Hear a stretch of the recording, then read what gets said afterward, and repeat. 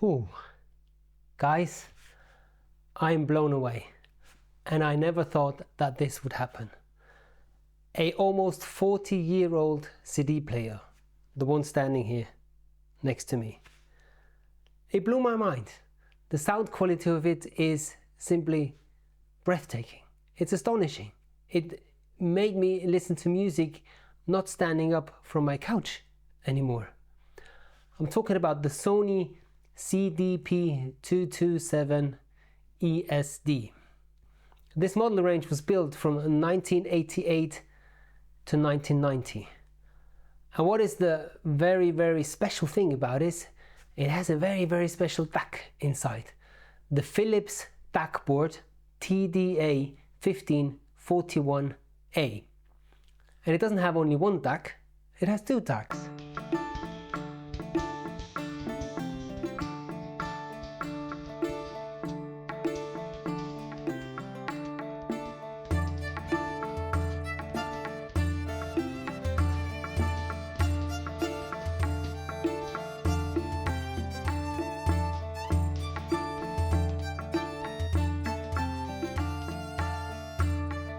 The TDA1541A is quite a famous DAC in the vintage audio world.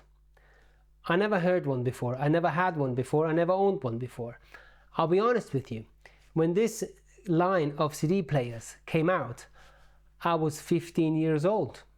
And the only thing that I did with these CD players was so-called window shopping, because I couldn't afford them at the time. No way.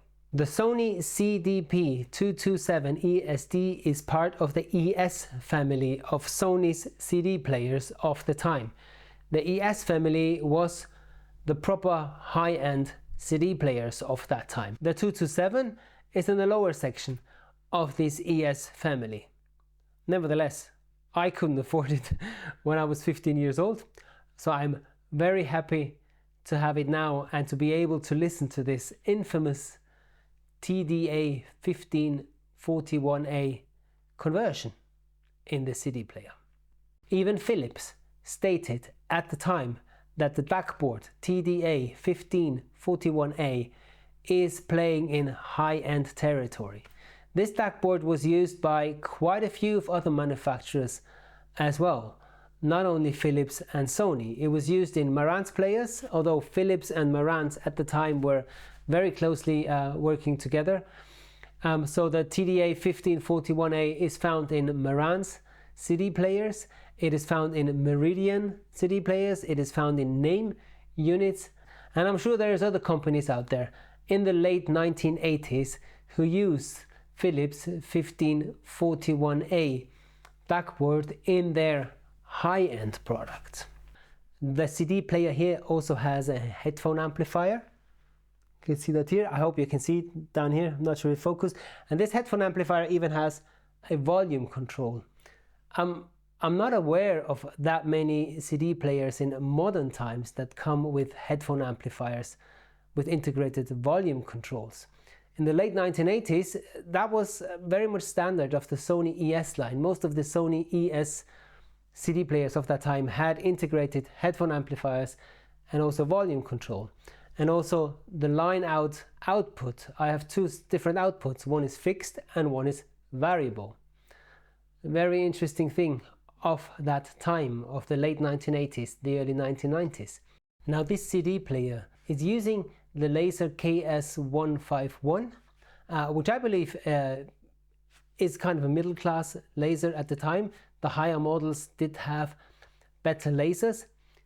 But honestly, I don't care, because the sound quality of this unit I enjoyed so much, and it's actually for me a little bit hard to describe what this sound quality does. It certainly has a very analog feel to it. It almost sounds like a good vinyl player, like a good record player. There is a very emotional and touchable mid-range, and it was hard for me to get up from my couch when I was auditioning some of the CDs that I haven't listened to in a very long time. And I believe what makes this sound quality, or what makes this unit so special, is a DAC port, is the Phillips TDA1541A DAC inside of it. Especially music with human voices or acoustic instruments. The mid-range is presented in an almost tangible and touchable way. Human voices have this body and this volume within them, and the precision of the vibrato of the voices. It makes it very real, and it makes it very organic and natural, and by that it's very touching and captivating and emotional. And let's use the word that nobody wants to use: musical. It's very musical. It's just so much fun to listen to and touching me, and it's giving me goosebumps. But it doesn't do that for all the genres. Let's say, for example, I was listening to Austrian jazz band Shake Stew, and they play very fast. They have songs where the rhythm is going at an extremely high pace, and for that you need good precision in the presentation for the rhythm and the drive of the song to come across. This one does not present the most precise timing of the music. Its strengths lie elsewhere. To give you the full picture on how I listen to music with the Sony CD227 ESD, I hooked it up to the audio Analogue Maestro Anniversary amplifier, and these were connected to my Sonus Faber Olympica Nova 2 speakers. Now, in all fairness, one may think this is a strange matching, connecting a 2 to maybe €300 35-year-old CD player to €35,000 electronics and speakers afterwards.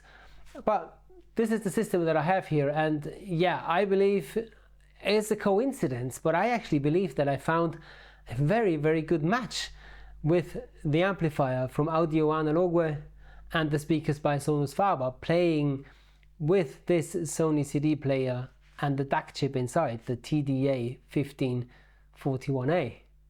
I believe there was beautiful synergy and harmony in the music in this chain.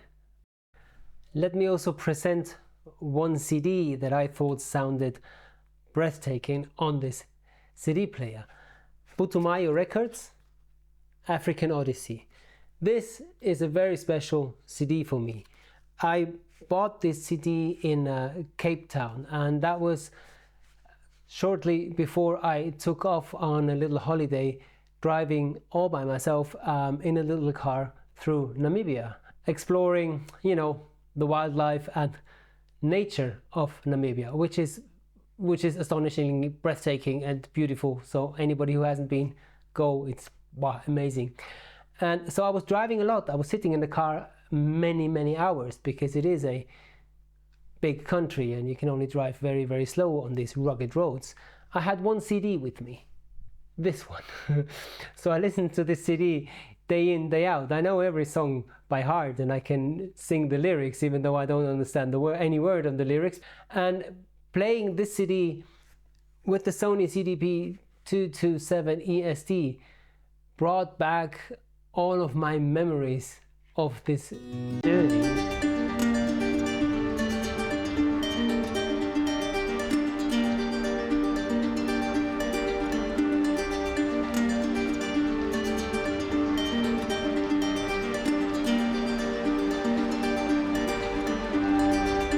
Now let us talk about the sound characteristics, the way I perceived the sound characteristics, connected to the Audio Analogue Maestro Anniversary and Sonus Faber speakers here in my room with my ears. So this CD player does not try to impress you with the cleanest presentation and trying to impress you with every little detail it can find on the recording, because it doesn't present that. This is not its stronghold. And also, I wouldn't call the bass to be the tightest or the most controlled. It is not. The bass is rather on the warm side and on the round side. So listening to very fast electronic music, yeah, I would choose a different DAC for that genre. But listening to blues and soul and folk music, for example, lovely, wonderful, wonderful presentation. It presents music with a certain flow and drive in the rhythm that touches my heart. I know it sounds very cheeky to say that, but it just does. It somehow has managed to get a little bit more under my skin than many other modern DACs that I have heard, and also other players that I have here, for which I have paid much more money than for this one. Oh yeah, and just for clarity, this is my player. I bought it. So whenever you have a sound characteristic that goes into this kind of analog and very warm character, many times it is on the border of sounding a bit too soft, and by sounding too soft it gets a bit too dull and boring and too rolled off. I've heard systems that for my taste it was just a bit too warm and too soft and too dull.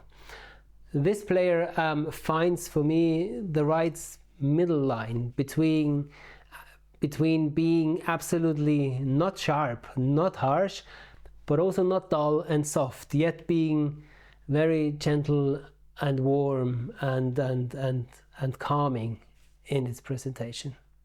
So stay tuned. I kind of got hooked to this vintage CD sound, which is very analog, vinyl like to me, and I will do my best to find more CD players of that era, and I will compare them and present them on this channel. Subscribe. Who can I recommend this player or the DAC board 1541A to? Well, I believe if you like a certain tonal character, if you're a fan of a fully fleshed out and beefy mid-range presentation that does get under your skin, then yes, I can fully recommend this CD player, and most likely also other CD players of that time. But be aware, this unit is 40 years old. I also just bought it quite recently, and yeah, it sounds amazing, but it is old. So I have no idea how long the laser is going to last. I have no idea how easy I am going to get spare parts, or how easy it is going to be to repair the unit once something does go wrong. Because let's be honest, electronics at a certain age, yeah, things start to go wrong. So buying old vintage CD players, yeah, it is a little bit of a lottery game as well. But hey, that's the hobby. It's fun. I always end my videos with one sentence where I try to tell people to do the most important thing in this hobby: enjoy music. And I can clearly attest this unit made me do exactly that.